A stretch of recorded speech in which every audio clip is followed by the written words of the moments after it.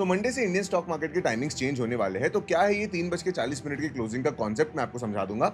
इससे आपके ऊपर क्या इंपैक्ट आएगा ये भी इस वीडियो में हम डिस्कस कर लेंगे। इसके अलावा आईटी सेक्टर ने क्या क्रेजी रिकवरी दिखाई है, जहां वो अपने बॉटम से लगभग 20% शूटअप कर गया है। पिछले वीक का टॉप गेनर वही था, putting in all the people who sold IT at lower level at a FOMO. अब इसके अलावा पिछले वीक निफ्टी 50 ने भी बड़ा अच्छा परफॉर्म किया, लेकिन आपको पता ही है कि गैप अप अगर होता है मार्केट तो मेरा ओपिनियन कैसा रहता है। चलिए इसका भी एनालिसिस वीडियो में कर लेंगे। Along with that we will also see कि कौन से सेक्टर्स मार्केट को लीड कर रहे हैं और कौन से सेक्टर्स मार्केट को लैग। क्या हाल चाल इन्वेस्टर्स, मेरा नाम है गोरक्ष और मैं एक स्टॉक मार्केट एनालिस्ट और आप देखना शुरू कर चुके हैं द डोजी।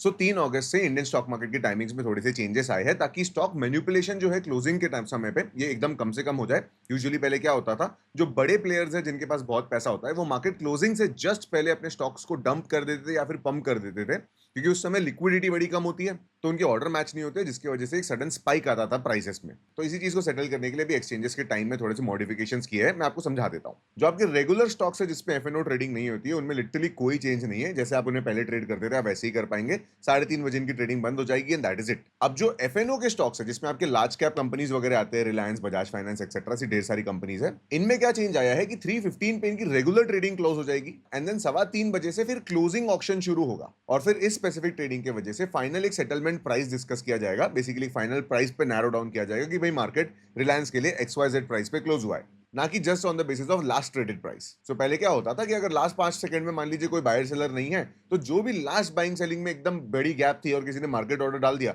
तो वो रहेगी क्लोजिंग प्राइस, जिसकी वजह से सबकी पोजीशन गलत दिखती थी। सो इसी चीज को कॉम्पनसेट करने के लिए मार्केट में एडिशनल स्टेप लिया गया है। ओवरऑल अगर मैं आपको बताऊं तो एक अच्छा मेजर है, इससे स्टॉक मैनिपुलेशन के चांसेस थोड़े और कम हो जाते हैं। अब एफएनओ ट्रेडर अगर आप हो तो आपके लिए एक अच्छी बात है। बेसिकली 10 मिनट और आपको ट्रेडिंग करने मिलेगी। इन 10 मिनट में आप अपने पोजीशंस को स्क्वायर ऑफ कर सकते हो, एडजस्ट कर सकते हो, हेज कर सकते हो, या फिर आप ऐसा भी कह सकते हो कि अब एफएनओ ट्रेडर्स 10 मिनट और लॉस कर सकते हैं। खैर जोक्स अपार्ट, इस चीज का इंप्लीमेंटेशन इसलिए किया गया है to reduce stock manipulation, market synchronisation and finally expiry day का जो एकदम गामा इफेक्ट आता था, एक्सपायरी डे पे जो मैनिपुलेशन होती थी, इसको भी एलिमिनेट कर देगा। So for efficient expiry settlement भी ये वाला कॉन्सेप्ट आपको यूजफुल रहेगा। ये कॉन्सेप्ट ये जो चेंज आया है मार्केट में, इसे आप एक पॉजिटिव चेंज की तरह ही ट्रीट कीजिए। अब ऐसा अगर आप एक लॉन्ग टर्म इन्वेस्टर हो तो आपके लिए ऐसा कोई बड़ा इंपैक्ट नहीं आ रहा है। इनफैक्ट ये चीज को आप पूरी तरह इग्नोर कर सकते हो। सिर्फ अगर आप एफएनओ ट्रेड करते हो तो इतना याद रखो कि अब 10 मिनट आपके लिए मार्केट और ओपन रहेगा, जिसकी वजह से आपको सेटलमेंट प्राइस बेटर मिलेंगे। सो ये तो था छोटा सा segment on the changes that is coming from Monday. अब चलिए देख लेते हैं कि मार्केट क्या बोलता है। निफ्टी एनालिसिस से स्टार्ट करते हैं।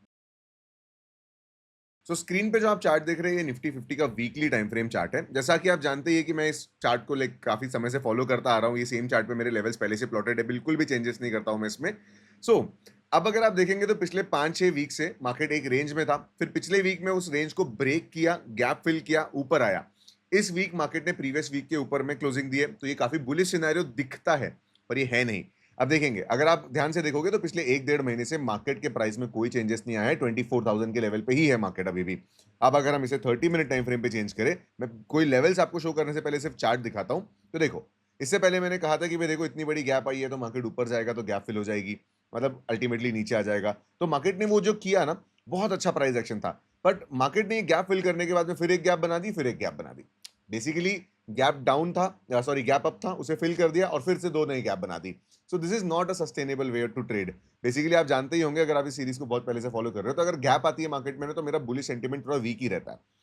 अब अगर हम अपने लेवल्स को ओपन कर ले तो देखो, हमारे लेवल्स तो परफेक्टली काम करते हैं। पिछले वीक अपने डेरिवेटिव कम्युनिटी को भी मैंने ये सेम चीज ट्रेड करवाया था। जैसे ही गैप फिल हुई, हमने यहाँ पे पुट सेलिंग करी। लकीली अगले दिन ही हमें मार्केट जो है, 2 दिन में हमें मार्केट इतना बड़ा गैप अप मिल गया कि हमारे प्रॉफिट्स 2 ही दिन में बुक हो गए। सपोर्ट से रेजिस्टेंस की ट्रेडिंग मुझे करनी थी। अब वो भले ही प्राइस टू प्राइस हो या फिर गैप से हो, कैसे भी हो, सपोर्ट को आप पुट सेल करिए, रेजिस्टेंस पे आप उसको बुक कर लीजिए। रेजिस्टेंस पे आप कॉल सेल भी कर सकते हो अगर आपको ट्रेडिंग आती है तो। This is the same trade, the typical trade that we actually follow. Price action के बेसिस पे आप ऑप्शन सेलिंग करते हो, तो इसे एक सेफर स्ट्रेटजी माना जाता है कंपेयर टू कि आपकी एक्सपायरी के दिन पे आप सीधा जीरो टू हीरो के लिए ऑप्शन बाइंग करो। वो तो इनफैक्ट लॉस मेकिंग स्ट्रेटजी है। आई एम श्योर अगर आप जीरो टू हीरो ट्रेड करते हो तो एक आध बार पैसा बनाया होगा, बट मोस्टली आप लॉस में ही हो। Anyways, let's not discuss options here. तो जैसा आप स्क्रीन पे देख सकते हो, इंपॉर्टेंट लेवल्स की अगर हम बात करें, अभी तो देखो मार्केट अप ट्रेंड में है, गैप हो या ना हो, अगर हम क्लोजिंग बेसिस पे बात करें तो मार्केट ने प्रीवियस स्विंग हाई के ऊपर में क्लोजिंग दे दी है। अगला इंपॉर्टेंट रेजिस्टेंस मार्केट के लिए 24,550 का लेवल रहेगा, जो कि प्रीवियस स्विंग हाई है। यहाँ पे मार्केट थोड़ी सी रिजेक्शन फेस कर सकता है, यहाँ से थोड़ा सा डाउनसाइड आपको देखने मिल सकता है। अगर ये रेजिस्टेंस ब्रेक हो जाए तो 24,800 का लेवल है, मुझे नहीं लगता कि इससे ज्यादा ऊपर अगली वीक मार्केट जाएगा, क्योंकि फाउंडेशन उतनी स्ट्रांग नहीं है। अगर आप डाउन साइड की बात करें तो सबसे पहले तो एक 24,200 का जो प्रीवियस वीक का रेजिस्टेंस था, अब वो सपोर्ट बन जाएगा।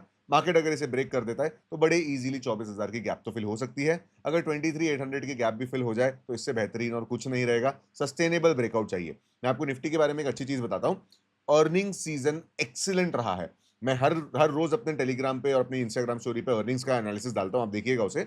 पूरा का पूरा डॉक्यूमेंटेड है। उसमें फायदा क्या होगा कि आपको देखने मिलेगा कि मेजॉरिटी ऑफ द कंपनी की अर्निंग्स बेटर देन 10% आई है, मतलब मोर देन 10% ग्रोथ आई है। इसका मतलब कि अर्निंग पर शेयर घट जाएगा, विच इवेंचुअली मींस कि मार्केट अंडर वैल्यूड हो जाएगा, जो कि अभी भी है। अभी भी हम 21 के पीई रेशियो पे नहीं है, और 21 का पीई रेशियो भी सस्ता ही होता है। We are in 20s, indicating it is still a very good time to build positions in Indian market. देखो, जब अगर आपको अभी मार्केट कभी भी थोड़ा बहुत गिरते दिखता है ना, 1-8%, you should step up your SIP ना। अब हमने अपसाइड और डाउनसाइड दोनों दोनों ही लेवल्स की बात कर ली है। बहुत ज्यादा कोई डायरेक्शनल मूव आना अभी एक्सपेक्ट नहीं कर रहा हूं मैं, वो तो हम सेक्टर्स पे देखेंगे। आईटी सेक्टर का एनालिसिस फिर एक बार कर लेंगे इस वीडियो में। चलिए अब देख लेते हैं कि ओपन इंटरेस्ट एनालिसिस क्या बोलता है।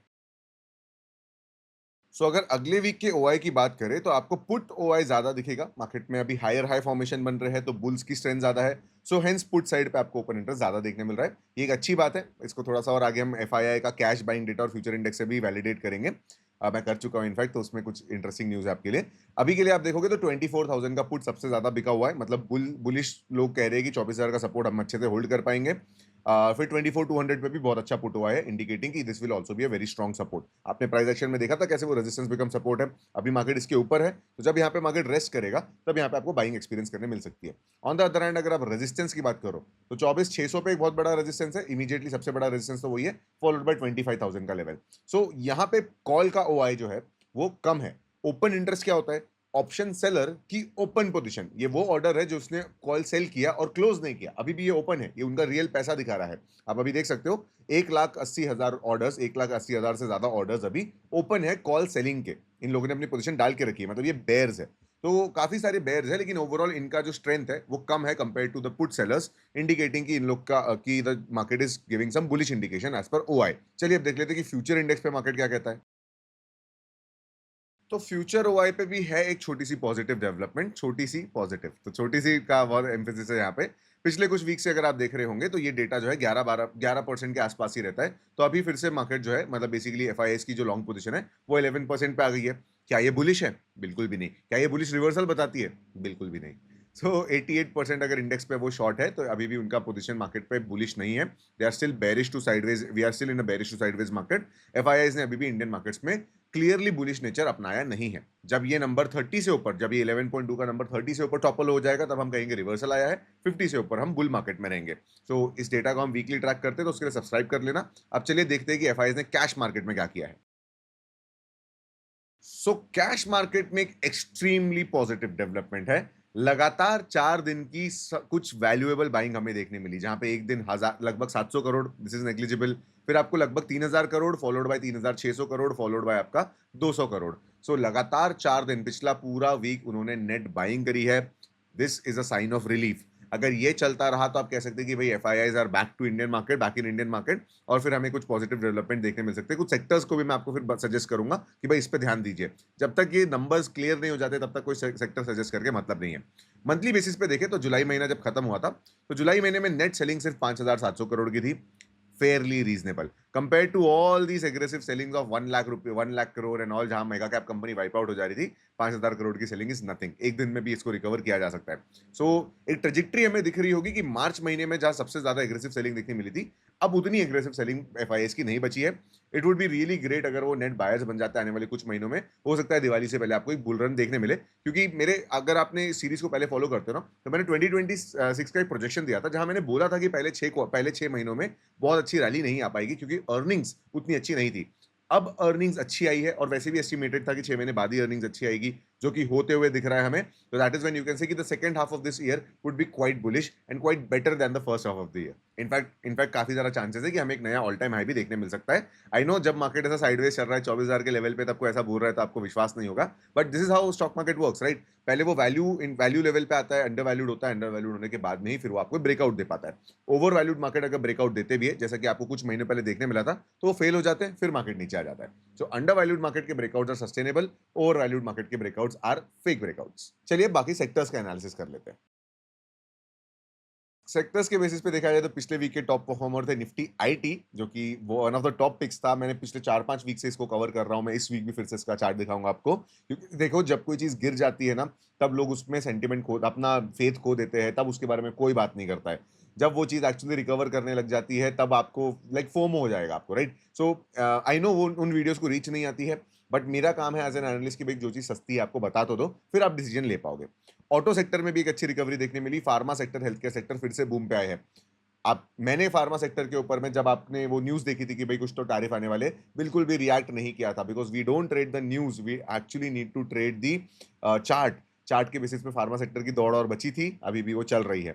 तो अगर आप फार्मा सेक्टर में भी बैठे हुए हो, you are still enjoying the profits. वैसे देखा जाए तो पिछले वीक निफ्टी भी 2.5% ऊपर था, तो ओवरऑल मार्केट के लिए बहुत अच्छा ही सेंटीमेंट था।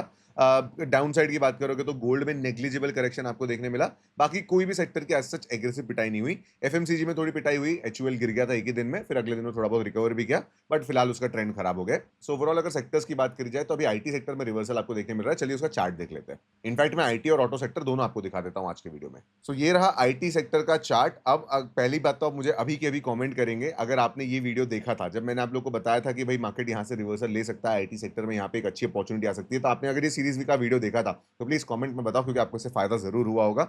मुझे पता है कई लोगों ने इसे ट्रेड किया था और कई लोगों के प्रॉफिट स्क्रीनशॉट्स भी मुझे आए हैं। इसके लिए मैंने कोई सजेशंस, कोई सर्विसेज, कोई भी पैसा नहीं लिया था। It is just education that help you make money. अभी अगर आप देखोगे तो पिछले वीक में IT sector all time high पे, अपने हाई पे 16% ऊपर गया था। This is showing some strong reversal sign. वैसे देखा जाए तो आईटी इंडेक्स पे भी बहुत सारी आपको गैप्स दिखेगी, पर याद रखिए आईटी इंडेक्स में से 15-16 स्टॉक्स है, मतलब उतने भी नहीं है इनफैक्ट। तो इसकी वजह से इंडेक्स में गैप आना लाजमी है। जब आपके पास में लार्ज कैप 50 होते हैं, तब इंडेक्स पे गैप नहीं एंटरटेन की जा सकती है। This does not apply for the sectoral indices. Hence IT sector still looks very good. अगर आपको लगता है कि भाई जेन्युइनली इंडियन आईटी में कोई दिक्कत नहीं है, इसमें और भी बहुत ज्यादा पोटेंशियल है, इनफैक्ट एक बुल रन को ये लीड भी कर सकता है। चलिए अब एक बार निफ्टी ऑटो का चार्ट देख लेते हैं। By the way I hope आपने सारे रेजिस्टेंस लेवल्स भी मार्क कर लिए हो। इन रेजिस्टेंस पे आप प्रॉफिट बुकिंग कंसीडर करते हो, जब रेजिस्टेंस ब्रेक होता है, रीटेस्ट होता है, तब आप इस पे फिर इन्वेस्टिंग भी कंसीडर कर सकते हो। All these are pivotal levels जो मैंने आपके लिए मार्क करके रखे हुए, they are available for free. All you have to do is pause, set an alert, forget it. चलिए निफ्टी ऑटो का एनालिसिस कर लेते हैं। निफ्टी ऑटो पे भी आपको एक अच्छी ट्रेजेक्टरी देखने मिल रही है, कहीं ना कहीं ये सेक्टर भी अपने ऑल टाइम हाई की तरफ पहुंच रहा है। एक बार हमें यहाँ पे रेजिस्टेंस मार्क कर लेना चाहिए। तो ये हमारा एक रेजिस्टेंस बन गया। लेट मी सी कि यहाँ पे एक ऑर्डर ब्लॉक था क्या? Yes, there is a very strong order block. तो ये पूरा का पूरा एक ऑर्डर ब्लॉक जोन है।